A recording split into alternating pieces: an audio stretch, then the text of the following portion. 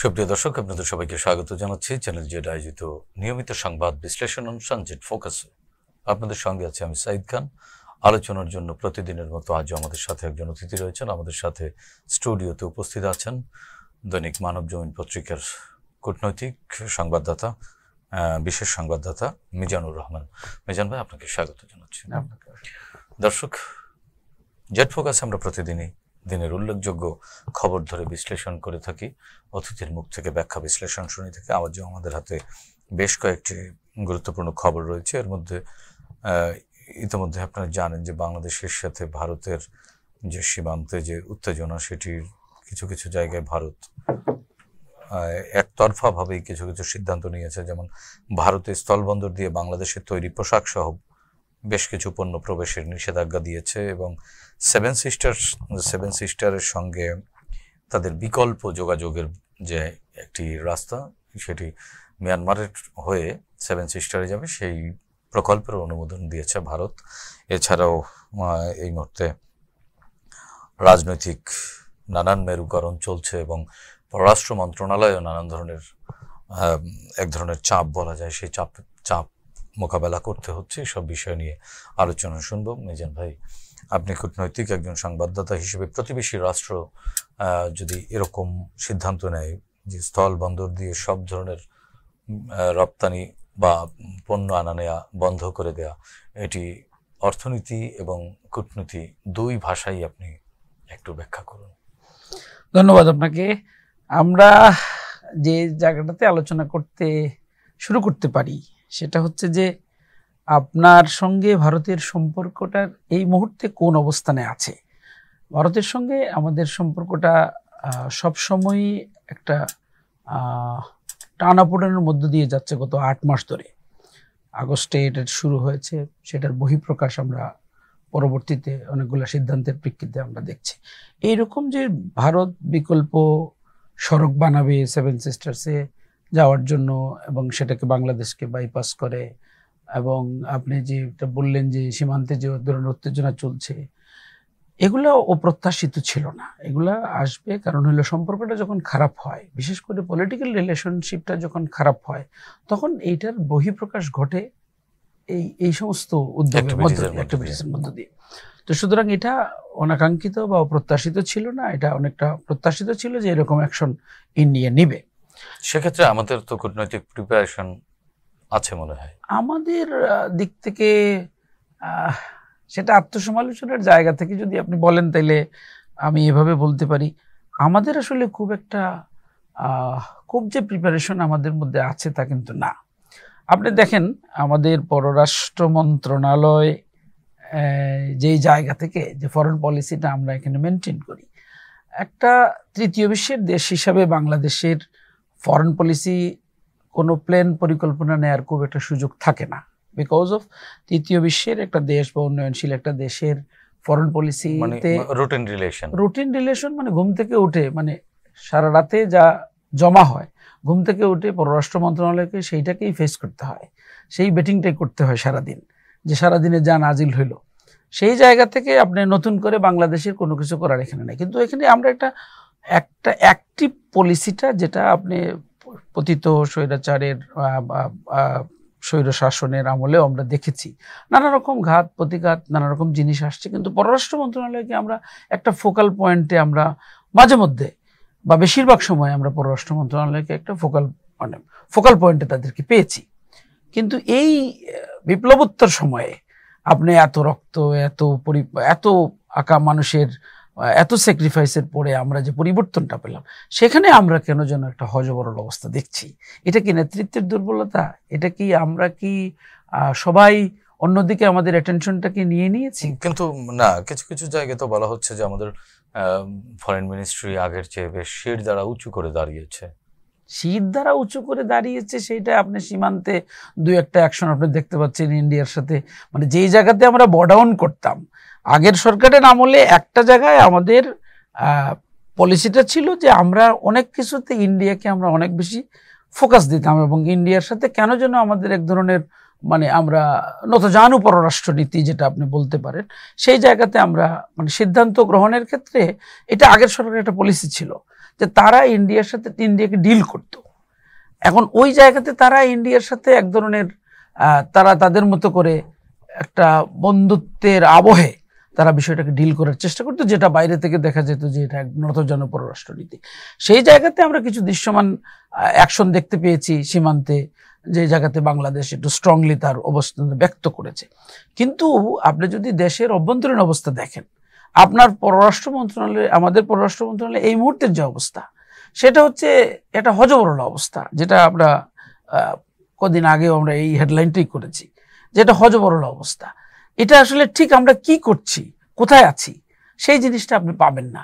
আপনার যে স্টেটমেন্টটা পররাষ্ট্র মন্ত্রণালয় করার কথা সেটা করে দিচ্ছে সিএ অফিস, প্রধান উপদেষ্টার কার্যালয় সেই স্টেটমেন্ট করে দিচ্ছে। প্রধান উপদেষ্টার কার্যালয়ের কাজ তো ফরেন পলিসি নিয়ে সকাল বিকাল স্টেটমেন্ট করা না, মানে কথা বলা কি দোষের? অবশ্যই না। কিন্তু সেই জায়গাটাতে আপনি সাউথ এশিয়া আপনি বাদ দেন, ইন্ডিয়া বাদ দেন, আপনি সাউথ এশিয়ার অন্য কোন দেশের এই প্রধানমন্ত্রীর কার্যালয় বা প্রেসিডেন্টের কার্যালয়কে কথা বলতে দেখেন ফরেন পলিসি ইস্যুতে?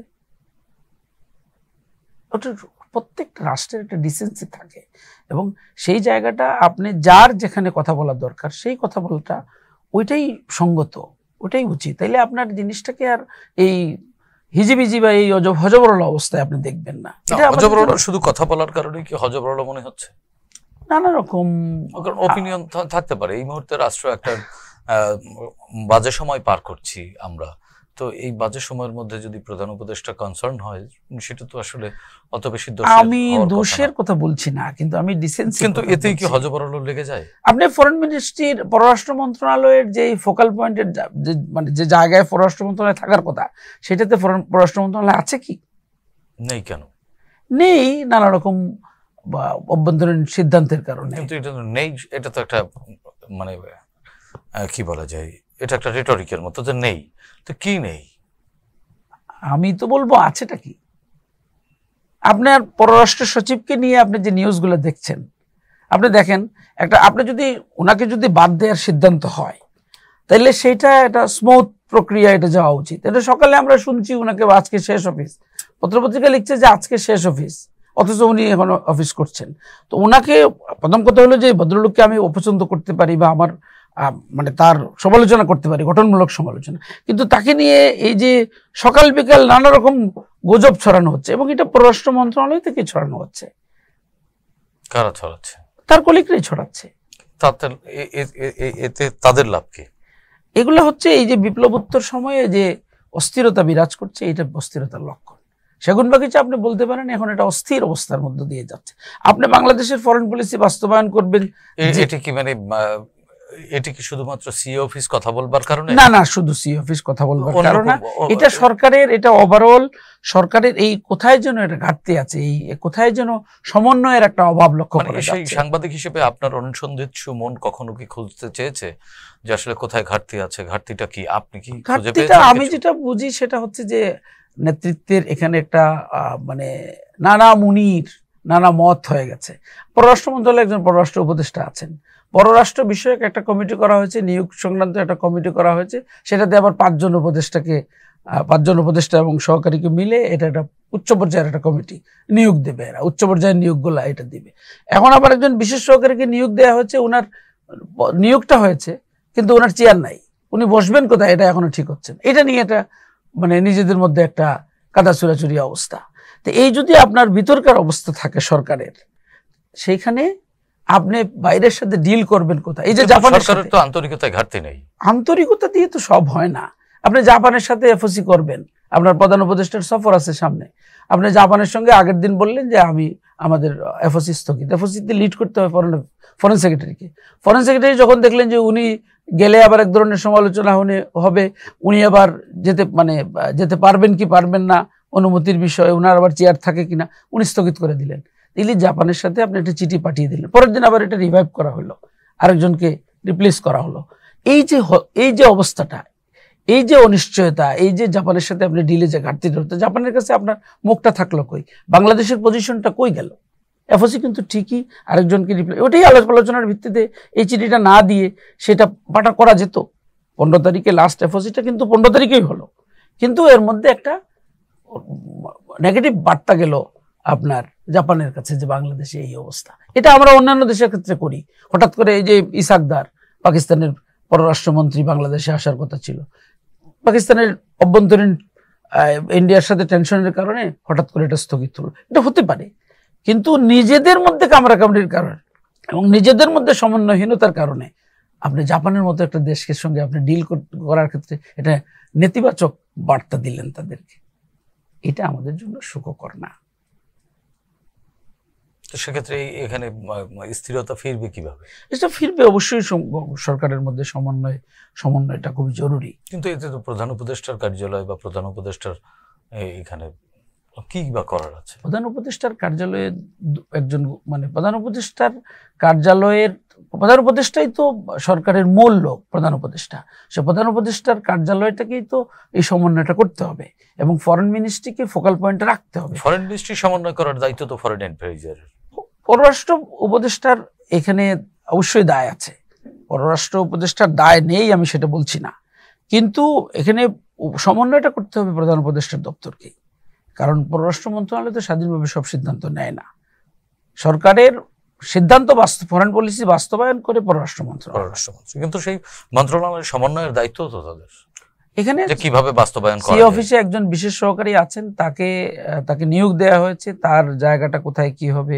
পররাষ্ট্র সচিবের এখন যাকে পরিবর্তনের সিদ্ধান্তটা আমরা খবর শুনতে পেয়েছি, তার বিদায়টা সম্মানজনক হোক, তাকে কোথায় গভর্নমেন্ট অ্যাকোমোডেট করবে, আদৌকে তাকে বিদায় দিলে তাকে সম্মানজনক ভাবে বিদায় দিক। কিন্তু এই ঝুলিয়ে রাখার মধ্য দিয়ে আপনি কিছু অর্জন করতে পারেন। প্রতিবেশী রাষ্ট্র ভারতের সাথে যে এই যে আমাদের টানপেরন চলছে, এতে আমাদের অর্থনৈতিক বা আমাদের দুটি হতে পারে। একটি হচ্ছে আমাদের নতুন অর্থনৈতিক দুয়ার উন্মোচন হওয়ার একটি সম্ভাবনা আছে আমরা যদি খুঁজি, আর দ্বিতীয় হচ্ছে যে ভারতের সাথে যে এক ধরনের বাণিজ্য ঘাটতিতে আগেই আমরা ছিলাম, সেই ঘাটতি আরো বেড়ে যেতে পারে। হ্যাঁ, বাণিজ্য ঘাটতি বেড়ে যেতে পারে, ভারতের সাথে আপনার উত্তেজনা বাড়তে পারে। আপনার বিশেষ করে উত্তেজনা বলতে ভারতের সাথে এই সমস্ত ভুল বুঝাবুঝি আরো বাড়বে। কিন্তু আপনাকে সেই বাড়ন্ত পরিস্থিতি মোকাবেলা করবার জন্য আমাদের তো প্রিপারেশন এবং সক্ষমতা আছে। প্রিপারেশন আপনার ঘরে সংকট রেখে তো আপনি বাইরের সাথে ডিল করতে পারেন। আপনি ইন্ডিয়াকে তো ডিল করতে হবে, ইন্ডিয়া আপনার নেক্সট ডোর নেইবার। আমি কালকে সিলেট থেকে ফিরছিলাম, সিলেটে একজন পুলিশের একজন গুরুত্বপূর্ণ অফিসারের সঙ্গে কথা বলছিলাম চোরাচালান নিয়ে। উনি আমাকে বললেন যে পুরা সিলেটের চতুর্দিকে, উনি ম্যাপটা দেখিয়ে আমাকে বললেন পুরাটাই হচ্ছে ইন্ডিয়া, পুরাটাই বর্ডার। এবং বর্ডারের কেমিস্ট্রিটা হচ্ছে এই যে আপনি পুশিন বলেন, এই যে আপনি এখানে যে চোরাচালানটা হচ্ছে, এই যা হচ্ছে এই সবই হচ্ছে আমাদের লোকজন এটার বাহক। ইন্ডিয়া থেকে কোনো লোক এখানে এই আপনার মালটা পৌঁছাই দিচ্ছে না, আমাদের লোক গিয়ে ইন্ডিয়া থেকে চোরাচালান করে লোকটা চোরাই পণ্যটা নিয়ে আসতেছে, সে হচ্ছে বাহক। এবং সেটার জন্য আপনার ওই এলাকায় কোনো কর্মসংস্থান নাই, গভর্নমেন্টের কোনো, আগের সরকারের আমলেও কোনো প্ল্যান ছিল না, এই সরকারের আমলে কোনো প্ল্যান নেই যে আমি এই চোরাচালানের বিকল্প এই মানুষকে কিভাবে কাজে লাগাবো, সেটা নেই। এবং এই যে আপনি বললেন ইন্ডিয়ার সাথে আমাদের যে সম্পর্ক, আমাদের কদিন আগে এর মধ্যে আমাদের জরিপ অধিদপ্তর, দুই দেশের জরিপ অধিদপ্তরের লোকজন সিলেটে গেছে। সিলেটের ডিসি, জেলা প্রশাসন জানেই না যে ওখানে যে ঢাকা থেকে লোক যাচ্ছে, এবং এটা হয়তো উত্তেজনা তৈরি হলো, যদিও আমাদের এলাকার লোকজন বা দুই পক্ষর ওই সংঘাতে জড়ায় নাই, এটা ওই আপাতত স্থগিত করে ফিরে আসছে ওই জায়গায়। দুই দেশেরই জরিপ অধিদপ্তরের লোক আসছে, কিন্তু আমাদের লোকাল প্রশাসনটা জানেই না। আপনি নিউজ হয়েছে, আপনি পত্রিকায় এটা দেখেছেন। এই যে সমন্বয়হীনতা, এগুলো খুব ইম্পর্টেন্ট, এগুলো উত্তেজনা বাড়ায়, অহেতুক উত্তেজনা বাড়ায়। এই সমন্বয়টা থাকলে, নিজেদের মধ্যে যদি আপনার সমন্বয়টা করতে পারতাম আমরা, তাহলে ইন্ডিয়ার সাথে আমরা ডিল করতে। পুশিনটা তাহলে আপনি কিভাবে দেখছেন? পুশিন তো আমাদের পায়ে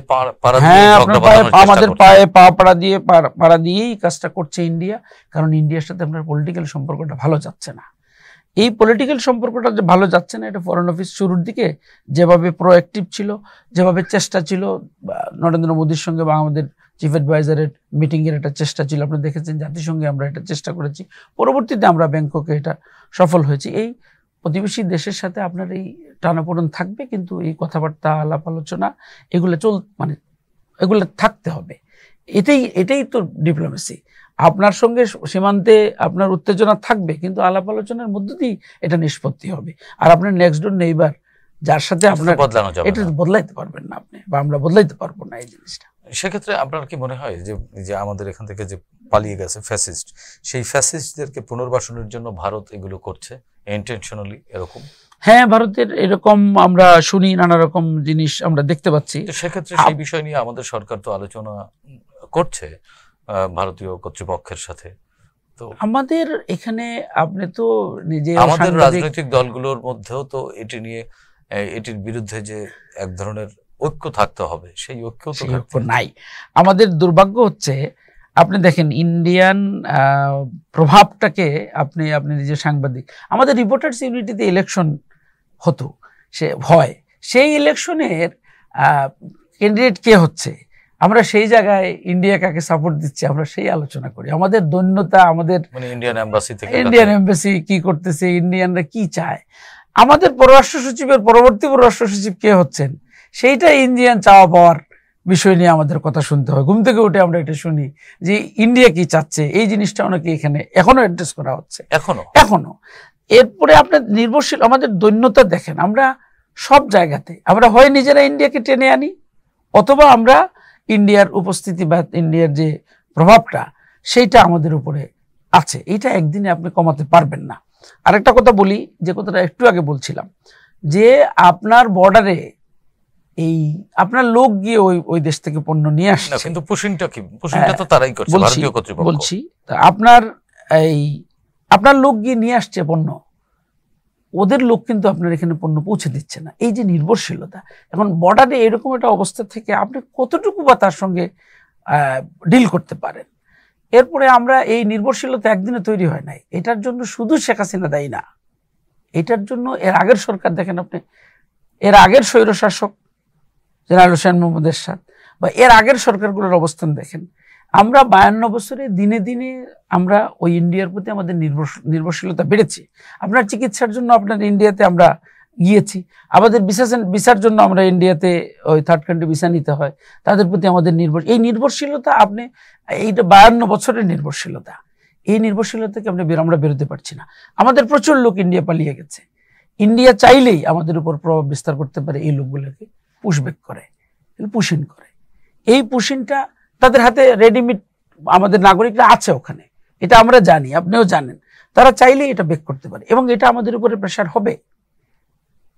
প্রচুর লোক ইন্ডিয়াতে, এবং এই বর্ডারে যাওয়া আসা, এখানে যে স্মাগলিং হয়, এখানে যে মানুষ পাচার হয়, এখানে যে আমাদের লোকগুলো ওখানে কাজ করতে যায়, ওখানকার লোকজন এখানে মনে করেন যে তার মাল পাচার করে, তারা অবশ্যই এদিকে আসে না। এবং এটা আমরা অস্বীকার করতে পারবো না যে আমরা ইন্ডিয়ার প্রতি আমাদের যে নির্ভরশীলতা এবং এই অনেক ধরনের কেমিস্ট্রি এখানে আছে, এই এত কিছুর মধ্যে আমাদেরকে একটাই রাস্তা আছে, আমাদের ইন্ডিয়ার সঙ্গে আমাদেরকে ডিল করতে হবে ঠান্ডা মাথায়, বুদ্ধিমত্তার সাথে, ডিপ্লোম্যাটিক্যালি। কিন্তু ইন্ডিয়া তো এই সুযোগটি চাচ্ছে যে তারা এটিকে পলিটিক্যালি ব্যবহার করবে, তাদের পলিটিক্যাল এখানে একটা উইং তো আছে, সেই স্বাধীনতা পূর্ব সময় থেকেই শুরু করে। তো তারা তো তাদেরকে রিহ্যাবিট করতে চায়, কিন্তু তারা তো আমাদের সন্তানদেরকে মারলো, চালালো, সেই আওয়ামী লীগকে পুনর্বাসন করা, এটি তো ইন্ডিয়ার চাওয়া হচ্ছে আওয়ামী লীগকে পুনর্বাসন করা। আওয়ামী লীগের সাথে ইন্ডিয়ার যে সম্পর্ক, এইটারও একটা ঐতিহাসিক প্রেক্ষাপট আছে, আমি ওইদিকে যাচ্ছি না। ইন্ডিয়াকে তার এই জায়গাটা চেঞ্জ করতে হবে, কারণ তারা যে বাংলাদেশে আওয়ামী লীগ ছাড়া কোনো পলিটিক্যাল পার্টি দেখে না বা কারোর সঙ্গে যে তারা সম্পর্ক করে না, সেইটার খেসারত কিন্তু তাদেরও দিতে হচ্ছে, সেটার মাসুল কিন্তু তাদেরও গুনতে হচ্ছে। বাংলাদেশে আওয়ামী লীগের বাইরে একটা বিশাল জনগোষ্ঠী আছে, এদেরকেও ইন্ডিয়া তার প্রতিবেশী সুলভ এবং সম্মানজনক সম্পর্ক এই দলগুলোর সঙ্গে লাগবে। এই যে মনে করেন ভারত যে বন্দর বন্ধ করে দিল, পণ্য আনা নেওয়া বন্ধ করে দিল, সেভেন সিস্টার্স এর সাথে বিকল্প সংযোগ স্থাপন করলো, এতে তো ভারতেরও ক্ষতি, অবশ্যই ভারতের ক্ষতি। কিন্তু আপনি আমাদেরকে যে, কিন্তু শুধুমাত্র একটি দলের সাথে সম্পর্ক রাখতে গিয়ে এত ত্যাগ ভারত কেন করবে? তাহলে ভারতের কি স্বার্থ আরো বড়? হয়তোবা, কিন্তু আমরা ইদানিং যেটা শুনতে পাচ্ছি সেটা হচ্ছে ভারত তার এই জায়গা থেকে বেরোয় আসার চেষ্টা করছে। বাংলাদেশের অন্যান্য রাজনৈতিক দলগুলোর সঙ্গে চেষ্টার আউটকাম আমরা দেখছি না। আমরা প্রত্যাশা করব যে বাংলাদেশের মানুষের সাথে ইন্ডিয়া যে সম্পর্ক, পিপল টু পিপল যে কন্ট্রাক্ট, যেটা তারা কাগজে কলমে যেটা বলার চেষ্টা করে, সব উচ্চ পর্যায়ের সমস্ত সফর বিনিময়ে যা হয়েছে, সব জায়গাতে যে আলোচনাটা তারা ফোকাস করার চেষ্টা করেছে, সেইটা বাস্তবে আমরা দেখতে পাবো এবং বিশ্বাসের সম্পর্কটা থাকবে, কারণ আমরা প্রতিবেশী চেঞ্জ করতে পারবো না, আমাদের ভারতও তো আমাদের প্রতিবেশী চেঞ্জ করতে পারবে না। শুধুমাত্র বাংলাদেশ পক্ষ এগিয়ে আসলেই তো হবে না, ভারতেরও তো আন্তরিকতা থাকতে হবে, ভারতেরও তো মানে সম্পর্ক উন্নয়নের মানসিকতা প্রদর্শন করতে হবে। কিন্তু ভারত বরাবর তারা পানি আটকে দেয়, তারা তারা ট্রান্সশিপমেন্ট আটকে দেয়, এই মানে আটকে দিয়ে প্রতিবেশীকে জিম্মি করতে চায়। ভারতের এই মানসিকতাটা কি কূটনৈতিক সুলভ মানসিকতা? অবশ্যই না, অবশ্যই। এটা কোন ধরনের কূটনীতি? এটা অবশ্যই না। এই তারা তাদের সাউথ এশিয়াতে তারা তাদের সমস্ত বন্ধুর সাথে এরকম এই সম্পর্কটাকে এই জায়গায় নিয়ে গিয়েছে। না, ব্ল্যাকমেলিং আমি শব্দটা বলবো না, তারা তাদের সাথে দেখেন, তারা শ্রীলঙ্কার সাথে তাদের সম্পর্কটা দেখেন, মালদ্বীপের সাথে তাদের সম্পর্কটা দেখেন, নেপাল ভুটানের সাথে তাদের সম্পর্কটা দেখেন। তো আমি আশা করব ইন্ডিয়া তার ফরেন পলিসিটাকে, তারা যে কাগজে পত্রে তারা যে বক্তব্যটা দেয়, বা তারা যে তাদের দিক থেকে যে কথাটা আসে মানুষের সাথে সম্পর্ক, সেইটার তারা বাস্তবায়নটা দিবে এবং বাস্তবেই আমাদের সাথে তাদের সম্পর্কটা হবে মানুষে মানুষে। কিন্তু এখন তো এই সংকট তো আর হুট করে কেটে যাবে না। এই মুহূর্তে যেটা ভারত যে পথে আগাচ্ছে, আমাদের কি করণীয়, আমাদের বিকল্প কি করা যেতে পারে? আমাদের করণীয় এই সংকটের তো মোকাবেলা করে আমাদেরকে ওভারকাম করতেই হবে। সেক্ষেত্রে আমাদের জাতিগতভাবে বা সরকারের বা রাজনৈতিক দলগুলোর কি করণীয়? আপনাকে আমি শুরুর দিকে আমি আলোচনাটা যে জায়গায় শুরু করেছিলাম, আপনাকে সমন্বিতভাবে পুরা সরকারের ভিতরের যে অর্গানগুলো আছে, সরকারের ভিতরের যে অর্গানগুলো আছে, তাদেরকে সমন্বিত পদক্ষেপ নিতে হবে কথা বলার ক্ষেত্রে, অ্যাকশনের ক্ষেত্রে, যে কোনো ডিলের ক্ষেত্রে এটা অবশ্যই নিতে হবে। দ্বিতীয়ত হচ্ছে জাতিগতভাবে আমাদের রাজনৈতিক দল, আমাদের এখানে বিভিন্ন স্টেক হোল্ডার আছে, তাদেরকে নিয়েই আমাদেরকে বুদ্ধিমত্তার সাথে কূটনৈতিক উপায়ে আমাদেরকে ইন্ডিয়ার সঙ্গে ডিল করতে হবে, কারণ এটা বিশাল ভৌগোলিক এবং পশ্চিমা বিশ্ব তো ইন্ডিয়ার চোখ দিয়েই বাংলাদেশকে এখনো দেখতে চায়। এটা ইন্ডিয়ার চোখ দিয়ে তারা বরাবরই বাংলাদেশকে দেখতো, কিন্তু এই অবস্থাটার পরিবর্তন আমার মনে হয় ঘটেছে। এখন তারা এখানে বা আমাদের এই পরিবর্তনের একটা বড় নিয়ামক হচ্ছে বা এটা বড় বিষয় হচ্ছে যে ডক্টর মোহাম্মদ ইউনূসের মতো একজন নোবেল লরিয়েটকে আমরা এখানে পেয়েছি আমাদের রাষ্ট্রনায়ক, সরকার প্রধান হিসাবে। সেই জায়গাতে বোধহয় ফোকাসটা একটু চেঞ্জ হয়েছে। আমরা এবার জাতিসংঘে দেখেছি ডক্টর মোহাম্মদ ইউনূসকে তারা কিভাবে রিসিভ করেছে, মানুষ তার সঙ্গে দেখা করার জন্য কিভাবে লাইন ধরেছে, এবং এই বিশ্বের বিভিন্ন গুরুত্বপূর্ণ সংস্থার গুরুত্বপূর্ণ ব্যক্তিরা এবং প্রভাবশালী অনেকেই কিভাবে লাইনে দাঁড়িয়ে ডক্টর মোহাম্মদ ইউনূসের সঙ্গে করমর্দন করেছেন এবং তার সঙ্গে মিটিং করেছেন, সিরিজ অফ মিটিং করেছেন।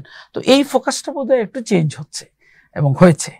আমি এই জায়গাটাতে ফুল ক্রেডিট দিব। তো সেই জায়গাটা আমরা কি সেই সম্পর্ক বা সেই ফোকাসকে আমাদের ভারতের যে কূটনীতি সেখানে ব্যবহার করতে পারি কিনা, কোনো সুযোগ আছে? আমরা পারছি না এই কারণ হলো আমরা ডক্টর মোহাম্মদ ইউনূসের মতো এই সম্পদকে যেভাবে ব্যবহার করার উচিত ছিল, এই বিপ্লবোত্তরে এত রক্তের পরে বাংলাদেশে যে অবস্থা আমরা দেখতে পাচ্ছি, বা যে অবস্থায় আমরা স্বৈর শাসনের বিদায়ের পরে 15 বছরের পরে আমরা যে অবস্থায় ছিলাম, আমরা যে প্রত্যাশা ছিল, সেটার আমরা মনে হয় সরকারের মধ্যে সেই সমন্বয়ের অভাবে এবং সরকারের কিছু কর্মকাণ্ডে আমরা এটা মনে হয় এই জায়গায় এই প্রত্যাশাটা আমরা এখন পর্যন্ত ফিল আপ করতে পারি। তাহলে কি এই দায় তো প্রফেসর ইউনূসের না? আমরা প্রফেসর ইউনূসকে ব্যবহার করতে পারি? আমরা এই দায় প্রফেসর ইউনূসের না, কিন্তু এই দায় থেকে উনি আলটিমেটলি, যেহেতু উনি সরকার প্রধান, উনি এই দায় থেকে মুক্ত হতে পারবেন না। সুতরাং উনি ওনার টিমকে কিভাবে পরিচালনা করবেন, মানে উনি নিজেকেও সঠিকভাবে নিজে ব্যবহার করতে পারছেন না, এটা সহযোগিতার কারণে। এটা আমি বলবো যে এটা উনি হয়তো বিব্রত হবেন, বা আমি ওনাকে বিব্রত করতে চাই না, আমার নিয়তের মধ্যে ওনাকে বিব্রত করা না, কিন্তু এই দায়টা উনিও এড়াতে পারেন না, কারণ দিন শেষে উনি সরকার প্রধান। আবার ব্যক্তিত্ব হিসেবে আমরা ওনাকে অনেক উচ্চ মূল্যেও বেচতে পারতাম। ওনার টাওয়ারিং পার্সোনালিটি, সেটাকে যদি আমরা সেল করতে না পারি বা আমরা সেটা যদি কাজে লাগাইতে না পারি, তাহলে জাতি হিসাবে এর চেয়ে বড় দুর্ভাগ্য আমাদের। আর মিজান ভাই, আমরা অনুষ্ঠানের শেষ দিকে, আপনি জানেন যে গত কয়েকদিন ধরে নগর ভবনে আন্দোলন করছে ঢাকা দক্ষিণ সিটি কর্পোরেশনের কিছু কর্মকর্তা কর্মচারীরা, এবং এর সাথে ঢাকাবাসীর ব্যানারে আন্দোলন চলছে, এবং স্থানীয় সরকার মন্ত্রণালয়ে তালা ঝোলানো হয়েছে, 65টি তালা দেওয়া হয়েছে, সেবা বন্ধ। কিন্তু এই দেখেন আপনি, এই মুহূর্তে কিন্তু বর্ষা মৌসুম চলছে, হুট করে বৃষ্টি চলে আসে, কোথাও রাজধানী ঢাকা এখনো বৃষ্টি হলে কোথাও কোথাও পানির নিচে চলে যায়, হাঁটু পানি জমে যায়, যদিও আবার কেটে যায়। এই মুহূর্তে এরকম আন্দোলন এবং নাগরিক সেবা বন্ধ করে দেয়া আপনি কিভাবে মূল্যায়ন করেন? না, আমি এই জায়গাতে আপনি দেখেন, আমি এখানে 2টা সিটি কর্পোরেশনের নির্বাচন হয়েছে, একজন মেয়র দাবি করছেন, আরেকজন মেয়র কিন্তু এই মেয়র প্রার্থী কিন্তু এই দাবি করছেন না, উনি এটা চাচ্ছেন না। দেখেন, এই ওনাদের মধ্যেই হচ্ছে এই বিভাজন, দুইজনের দুই মত। প্রথম কথা হলো যে এই আওয়ামী সরকারের আমলে ইলেকশনগুলো কিভাবে হয়েছে সেটা তো আমরা জানি, আদালতে যাওয়ার দরকার হয়। এটা তো আপনার বিবেক এটার জন্য যথেষ্ট। এটার জন্য আপনার রকেট সায়েন্টিস্ট হওয়ার দরকার নাই। একজন মেয়র প্রার্থী এটা চাচ্ছেন, আরেকজন চাচ্ছেন না। এই মানুষের এই ভোগান্তির অবসান হোক, আমরা চাই। আপনি এই আন্দোলন নিয়ে আপনার অপিনিয়ন? না, আমি এই আন্দোলনটাকে মোটেও পছন্দ করছি না, এই কারণে, এই যুক্তিতে যে এই আন্দোলনের আদালত আপনাকে দিয়েছে চিটংয়ের যে অবস্থান, চিটংয়ের মেয়রকে যেভাবে দেয়া হয়েছে, আপনি দেখেন ওখানে কিন্তু এক ধরনের একটা বিষয় ছিল, আর ঢাকার মেয়রের আজকের যে এই অবস্থা, এটার কিন্তু প্রেক্ষাপট ভিন্ন। এবং এখানে 2টা সিটি কর্পোরেশন, এই 2টা সিটি কর্পোরেশনের 2জন মেয়র যদি দাবি করতেন, তাও একটা দাবির একটা যৌক্তিকতা থাকতো। আবার যে নির্বাচনকে আপনারা বলেছেন অবৈধ, হ্যাঁ, সেই নির্বাচনের ফলাফল আপনি নিতে চাচ্ছেন, এটাও এক ধরনের মানে প্রশ্নবিদ্ধ দাবি, এটা দেউলিয়াত্ব। সুতরাং আমি মনে করি, আবার আপনি বিএনপির দিক থেকে যদি আপনি মোটা দাগে দেখেন, এই যে লোকাল স্থানীয় সরকার নির্বাচন, তারা আবার স্থানীয় সরকার নির্বাচন চাচ্ছে না, স্থানীয় সরকার নির্বাচন চাচ্ছে না, আবার স্থানীয় সরকারের ওই আগের ইলেকশনের ফলাফল আবার এটা চাচ্ছে। মানে এটা তো ভাই দ্বৈত অবস্থান, বা স্ববিরোধী অবস্থান। জি, সেই জায়গা থেকে আপনার পরামর্শ কি, আপনি কি মনে করেন? আমি মনে করি যে এই মানুষের ভোগান্তি না করে, যিনি যে দাবিটি তারা নিজেরা ভেবে দেখবেন। জি, আরেকটি জিনিস যেটা এই মুহূর্তে আসলে জাতীয় নির্বাচনের দাবিতে বিএনপি সহ বেশ কিছু রাজনৈতিক দল দ্রুত রোডম্যাপ চাচ্ছে, কিছু রাজনৈতিক দল সংস্কারের কথা বলছে। আপনি কি মনে করেন? গতকালকে বিএনপি একটি সমাবেশ থেকে এক প্রকার আলটিমেটাম দেবার হুমকিও দিয়েছে। যে আমি যেহেতু ডিপ্লোম্যাটিক করেসপন্ডেন্ট, আমি কিন্তু রাজনীতি তো কূটনীতি তো রাজনীতির একটি পার্ট। আমি এই জায়গাটাতে আমি এই প্রশ্নের উত্তরটা এভাবে দিতে চাই যে আমরা লাস্ট 2014 সাল থেকে 24 পর্যন্ত 10 বছর আপনি খেয়াল করবেন, আমরা কিন্তু দেখার চেষ্টা করেছি যে বিদেশিরা আমাদেরকে কিভাবে দেখে। সেটা ভারত না, সেটা মানে পশ্চিমারা আমাদেরকে কিভাবে দেখে। ভারত অবশ্যই এর মধ্যে, পশ্চিমা আমরা ওখানে ইন্ডিয়ার অপিনিয়নটাও আমরা খেয়াল করেছি, আমরা পশ্চিমা দুনিয়ার অপিনিয়নটা, জাতিসংঘের অপিনিয়নটা আমরা খেয়াল করেছি। ইউরোপীয় ইউনিয়নের একটা বড় রোল আছে, জাপানের একটা রোল আছে, চায়না কি চাচ্ছে সেটাও আমরা ফোকাসে নিয়েছি। তো আমি এই জাতীয় নির্বাচন এবং সংস্কার প্রশ্নে যে বিভাজন বা দ্বৈত যে অবস্থানটা রাজনৈতিক দলগুলোর মধ্যে আছে, সেইটার একটা ওইটাকে আমি ওইভাবে দেখার চেষ্টা করি যে আমাদের পশ্চিমা বন্ধুদের মধ্যে 27টা রাষ্ট্রের জোট হলো ইউরোপীয় ইউনিয়নের রাষ্ট্রদূতের সাথে আমাদের সর্বশেষ একটা মত বিনিময় ছিল। উনি কিছু কথা বলেছেন স্বপ্রণোদিত হয় নিজে থেকে, এটা যে আমরা প্রশ্ন করেছি উনি বলেছেন সেটা এরকম না। এটা ওনার আমরা প্রসঙ্গ বা আমাদের সাথে ডিকাপটকে কথাটা আসছে, সেই জায়গাতে উনি যেটা বলার চেষ্টা করেছেন সেটা হলো নির্বাচন, অবশ্যই নির্বাচনটা গুরুত্বপূর্ণ, কিন্তু সংস্কারের যে সুযোগ, আপনি দেখেন এই সংস্কার যদি না হয় আর সংস্কার আপনি করতে, এই সুযোগটিও হাতছাড়া করার, আর আপনি সংস্কার করতে পারবেন না। কারণ রাজনৈতিক দলগুলোর মধ্যে আমরা যে অবস্থাটা দেখছি, এই যে এনসিপি বলেন, এনসিপির নেতাদের কাছ থেকে আমাদের কি প্রত্যাশা ছিল বা কি আমরা হতাশ আমরা 2.5 মাসে হতাশ হব না। 2.5 মাসের এটা শিশু রাজনৈতিক দল, আমরা এখনই হতাশ হব না। আমরা না, আমাদের হতাশ করেছে তো। আমরা তাড়াতাড়ি কিছু পদক্ষেপ আমাদেরকে আমাদের প্রত্যাশাকে আঘাত করেছে। আমাদের আকাঙ্ক্ষাটা আরো বেশি ছিল, প্রত্যাশার পারদটা অনেক তুঙ্গে ছিল। আমরা বাংলাদেশের একটা বড় রাজনৈতিক দল যারা নেক্সট ভোটের রাজনীতিতে তারা ফ্যাক্টর এবং ফ্যাক্টর না, খুব ভালো ফ্যাক্টর, মানে নৌকার বিকল্প ধান, এটা গ্রামে গঞ্জে সর্বত্রই এটা একটা তাদেরই অবস্থান, তাদেরই জয় জয়কার। সেই জায়গা থেকে তাদের কিছু পদক্ষেপে আমরা হতাশ হচ্ছি। যেমন নগর ভবন নিয়ে যে অবস্থাটা যেটা বললেন, এটা না করলেও পারতেন। স্থানীয় সরকার ইলেকশন নিয়ে তাদের পুরোপুরি তাদের অবস্থান হচ্ছে না, স্থানীয় সরকার ইলেকশন হবে না। সংস্কার প্রশ্নে তাদের বক্তব্য হলো না, সংস্কার দরকার নাই, সংস্কার আমরা দিয়েছি, 31 দফা আমাদের। এটাও আমাদের কিন্তু আমার মনে হয় এই জায়গাতে বিদেশিরা যে বক্তব্যটা দেওয়ার চেষ্টা করেছে, যে ইলেকশনটা, এই ইউরোপিয়ান ইউনিয়নের প্রথম স্টেটমেন্ট কিন্তু গণতান্ত্রিক ভাবে ক্ষমতা হস্তান্তর, তারা কিন্তু সেই দিনের অপেক্ষায়। কিন্তু তারা মনে করে যে সংস্কার, যৌক্তিক সংস্কারে অন্তত যৌক্তিক সময়টা দেয় এবং পর্যাপ্ত সময় দেয়, এবং অন্তর্বর্তীকালীন সরকার আসলে সেই পথেই এগোচ্ছে অনেকটা। আমি যৌক্তিক, ওনারা বলছে সংস্কার তো শেষ করা যায় না, সংস্কার তো চলমান প্রক্রিয়া, আজীবন মোটামুটি যেটুকু সংস্কার না করলে না হয় সেই সংস্কারটা হওয়া জরুরি, এবং এটার জন্য যে সময় দরকার, যেটা উনি ইউরোপীয় ইউনিয়নের তরফে যে স্টেটমেন্টটা এসেছে, তারা পর্যাপ্ত সময়ের তার মানে ওই স্টেটমেন্টে যেই কথা এসেছে ওটি আসলে আমাদের মূল বার্তা। আমার তাই মনে হয় আমরা এটা মাঝামাঝি একটা অবস্থায় আমাদেরকে পৌঁছাতে হবে, সংস্কারটা আমাদের লাগবে, মানে সংস্কার হবেই, সংস্কার করতে। এবং নির্বাচন, প্রফেসর ইউনূস সরকার যেভাবে, প্রফেসর ইউনূস যে টাইমলাইন দিয়েছেন ওই টাইমলাইনের মধ্যেই এক ধরনের চিন্তা ভাবনা উনি করছেন, এবং আসলে ওনাকে এই মুহূর্তে আসলে সহযোগিতা করা দরকার। কিন্তু এই সরকারের দীর্ঘমেয়াদে ক্ষমতায় থাকার ইচ্ছা আছে বলে আমি অন্তত মনে করি না, বিশেষ করে তাদের কথাবার্তায় সেটা বোঝাও যাচ্ছে না যে ওনারা দীর্ঘদিন ক্ষমতায় থাকবেন বা ওনারা নিজেরা ক্ষমতা ছাড়বেন না, এই আমি এরকম মনে করি না।